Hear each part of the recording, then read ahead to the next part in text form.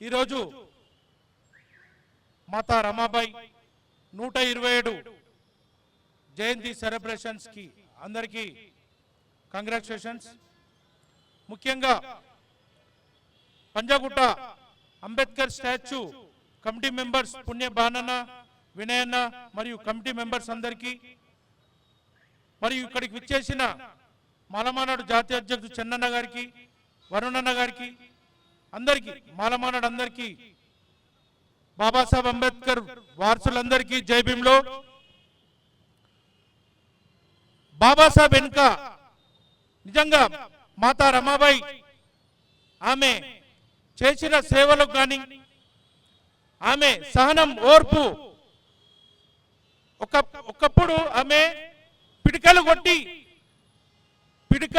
పిడికలు అమ్మి పక్క స్టేట్లో అంటే పక్క ఊర్లో పిడికలు అమ్మి బాబాసాహెబ్కి పైసలు పంపించింది చదువుకోవడానికి। మరియు ముగ్గురు పిల్లలు చనిపోయినా ఆమె ఏనాడు కూడా బాబాసాహెబ్ను ఒక్క మాట అనలేదు। ఎందుకంటే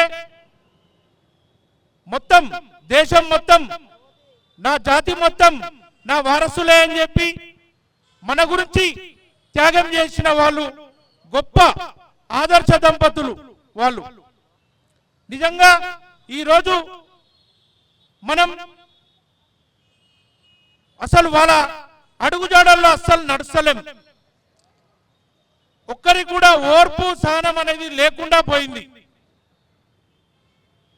మనకి ఒకప్పుడు యూనిటీ బాబాసాహెబ్ ఉన్నప్పుడు యూనిటీ ఇప్పటికీ లేదు అసలు।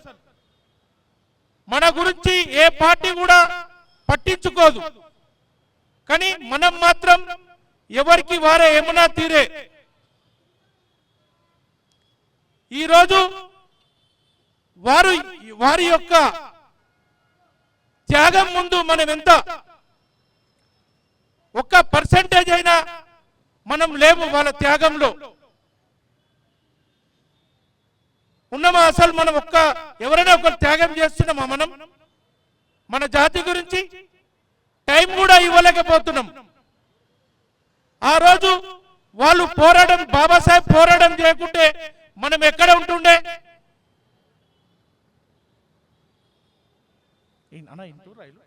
ఇంటూరా ఎవరు సప్పుడు చేస్తలేరు। చెన్ననా ఏమన్నా ఒక సపోర్ట్ కొడతలేవు నువ్వు। నిజంగా వారి పోరాటం ముందు మనం ఎంత ఇప్పటికైనా మనం వారు చేసిన సేవలకు కానీ మనం 1% మనం పోరాటం చేయాలి। మన జాతి గురించి కాకుండా మనం అసలు ఈరోజు ఈ పొజిషన్లో ఉన్నామంటే దానికి కారణం బాబాసాహెబ్ అంబేద్కర్ వల్లనే। బాబాసాహెబ్ కి ఎప్పుడు వెన్నుదన్నుగా ఉండే మాతా రమాబాయి బాబాసాహెబ్ పోరాటం చేయకుంటే రమాబాయి అమ్మవారు ఆయనకు సహకారం అందించకుంటే అసలు ఒక్క విషయము నేను మీకు చెప్పదలుచుకున్నా। బాబాసాహెబ్ ఎన్నో దేశాలు తిరిగాడు,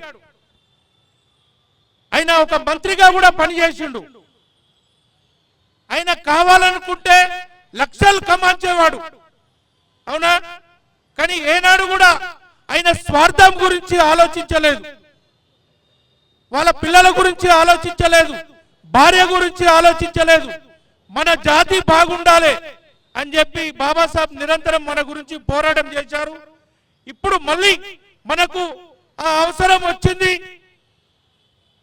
మనం పోరాటం చేసే టైం వచ్చింది। మళ్ళీ మన జాతి ప్రమాదంలో ఉంది కనుక మనం కూడా 1%